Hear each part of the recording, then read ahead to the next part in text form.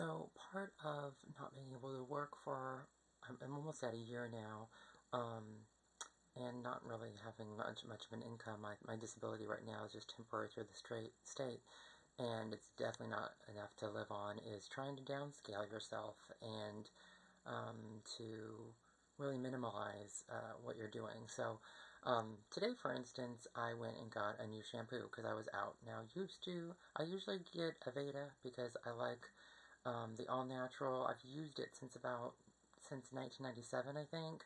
So it's always been there for me, but obviously it's much more expensive than other things. So first thing I do is I go on the internet and I research, what are the best shampoos and what are the best shampoos for men.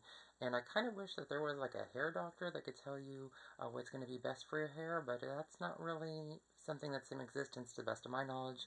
If you know more than I do, feel free to comment or ask questions so I can address it, further down the line. But what I did was I went onto reputable sites that I believe in. I think in this situation it was Men's Health and Men's Fitness, and determined what I was able to find. Like I did a trip to Target yesterday, couldn't find anything based on what they were offering. And then today I went to Walmart and was able to get two selections that pertained to me that I actually was able to tolerate or liked the fragrance of them. And the first one I actually tried tonight, but obviously from looking at my hair right now you can't tell the difference, but I love the smell of it, and that's the L'Oreal Evercream Sulfate-Free Deep Nourishing Shampoo Apricot Oil.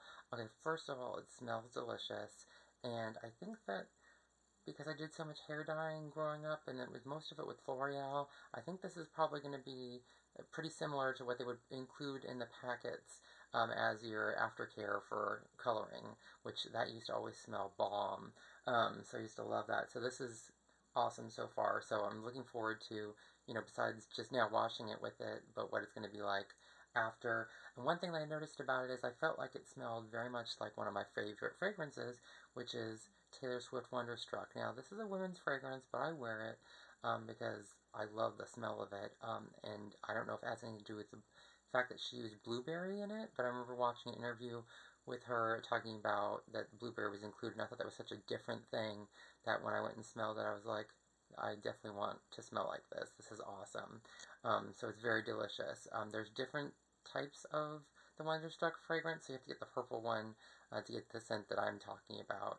And I guess a funny story about Taylor Swift, I was very hardcore into Taylor Swift, but later on, like after, or it was probably around the time of Speak Now.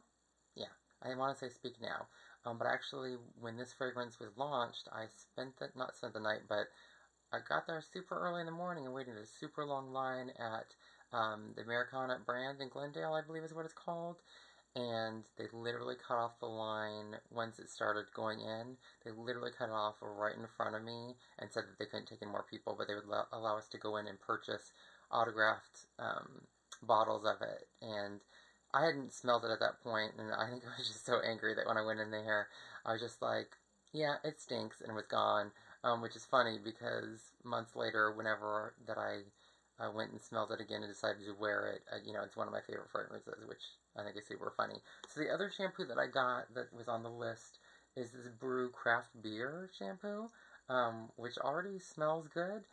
It's really interesting. I can't wait to try it out. One thing that I think I'm probably hesitant about is it's got peppermint in it, so I'm wondering if that's going to exacerbate my symptoms or cause a tingling or burning sensation in my eyes and just be a difficult shampoo to work with every day. But I have yet to try this out one, so that'll be the next one on my stop of shampoos. Otherwise, I want to say they're each under $10, which is definitely nice compared to what I was spending before, so looking forward to it.